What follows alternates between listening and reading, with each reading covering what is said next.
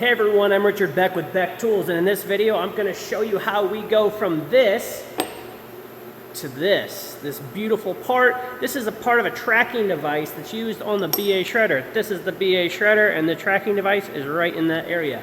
Anyways, I'm going to go ahead and we're going to flip over and show you the machining process that we do on the Sharp, and then after it finishes the first operation here on the Sharp, it comes over here to the Langmuir Systems MR1, where we put the last 2 holes, and then after that we do the quality control over here where we test fit the bolt and the threaded bolt, and we make sure that it's really good.